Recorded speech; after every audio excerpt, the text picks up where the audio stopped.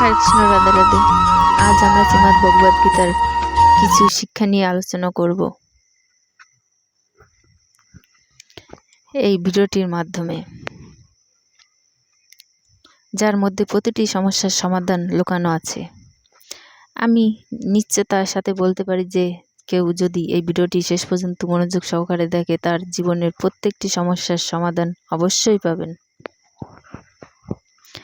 যে সেই সব কিছু পাবে যেটা তার জীবনে। শ্রীমদ্ ভগবদ গীতার প্রথম শিক্ষা হলো, কাউকে নিজের প্রকৃত বন্ধু মনে করবেন না। কলিযুগের লোক খুব খারাপ। এখানে সবাই আপন হওয়ার নাটক করে। আপনার আবশ্যক লক্ষ্য করে থাকবেন,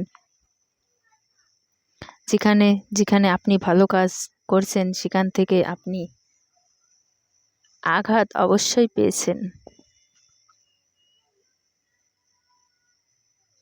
এখানে কেউ আপনার ভালো করবার জন্য বসে নেই। এখানে সবাই আপনার থেকে নিজের স্বার্থ সিদ্ধি করিয়ে নিতে পারবে। আপনার কাছে যার কোনো স্বার্থ নেই, সে আপনাকে খুঁজবেও না, আপনার সাথে কথা বলা পছন্দও করবে না। তাই প্রত্যেককে নিজের আপন ভেবে সম্পর্ক তৈরি করা উচিত নয়।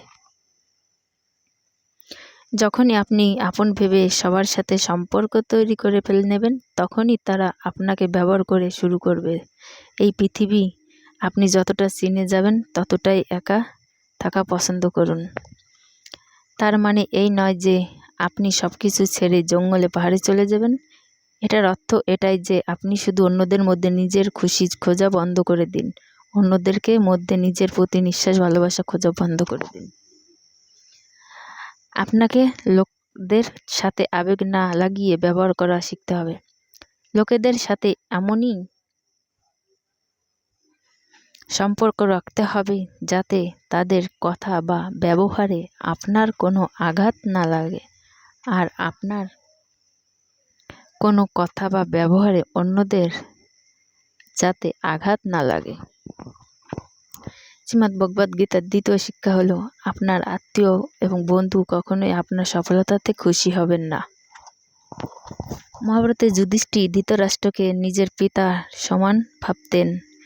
তাই ধৃতরাষ্ট্র যাই বলতেন, যুধিষ্ঠির এবং বাকি পাণ্ডবেরা তাই মেনে চলতেন।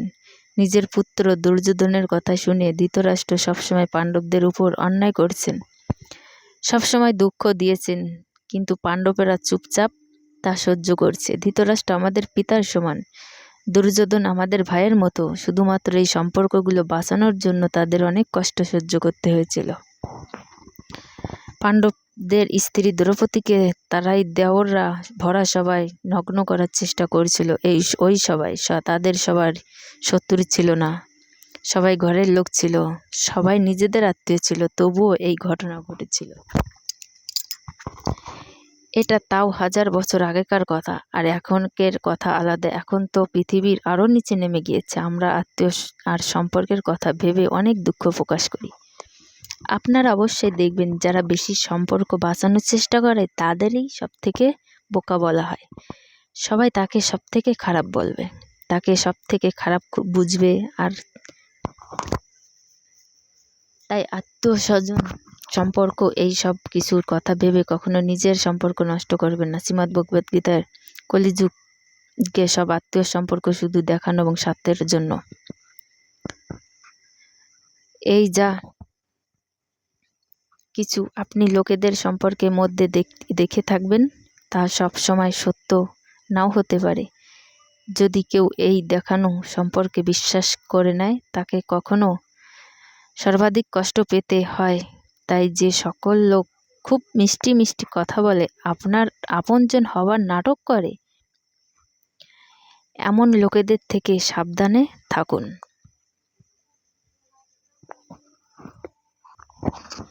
তাই এই যুগে কোনো লোকেদের উপর সহজে বিশ্বাস করা উচিত নয়। যে মানুষ মুখে যা বলবে তা যদি সে করে দেখাতে পারে, সেই আপনার আপনজন। আর যারা শুধু মুখে বলতে পারে, করে দেখাতে পারে না, তাদের থেকে দূরে থাকা উচিত। শ্রীমদ্ ভগবদ গীতার চতুর্থ শিক্ষা হলো, যদি আপনার সাথে খারাপ হয় তাহলে তা কখনো সহ্য করবেন না, তাকে শুরুতেই আটকে দিন।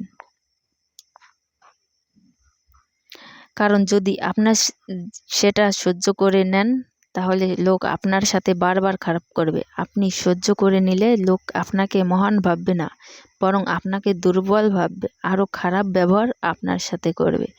এই পৃথিবী বদলে গেছে এখানে। যদি আপনি কারোর সাথে ভালো হওয়ার চেষ্টা করেন, লোক আপনাকে মুড়িয়ে চলে যাবে। তাই কেউ যদি আপনার সাথে এমন ব্যবহার করছে যা আপনার খারাপ মনে হচ্ছে আর আপনাকে দুঃখিত করে দিচ্ছে, তাহলে ওই ব্যবহারকে সহ্য করবেন না। শ্রীমদ্ ভগবদ্গীতার পঞ্চম শিক্ষা হলো যে আপনাকে একবার কষ্ট দিয়েছে, প্রতারণা করছে, আঘাত দিয়েছে, সেই মানুষটিকে দ্বিতীয়বার সুযোগ কখনোই দেওয়া উচিত নয়। যে যতই বলুক যে আমি বদলে গেছি, তবুও তাকে নিজের জীবনে কখনোই আনা উচিত। কাউকে ক্ষমা করে দেওয়া ভালো কথা, কাউকে ক্ষমা করে তাকে জীবন থেকে বার করে দেওয়া বা কাউকে ক্ষমা করে দেওয়া। তাই যে মানুষ আপনাকে জেনে বুঝে দুঃখ দিয়েছে, সেই মানুষকে দ্বিতীয় সুযোগ কখনোই দেবেন না।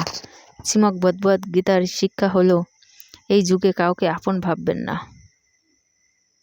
নিজের মনকে কখনোই অন্য লোক দিয়ে ভাবানো উচিত নয়, কারণ যতক্ষণ আপনি নিজের মনকে অন্য লোকেদের দিয়ে ভর্তি করতে থাকবেন, ততক্ষণ আপনার মনের মধ্যে খালি জায়গা অবশ্যই থেকে যাবে।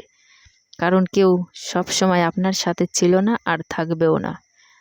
আপনারা নিজের জীবনকে ভালো করে দেখুন, নিজের অতীতকে ভালো করে দেখুন।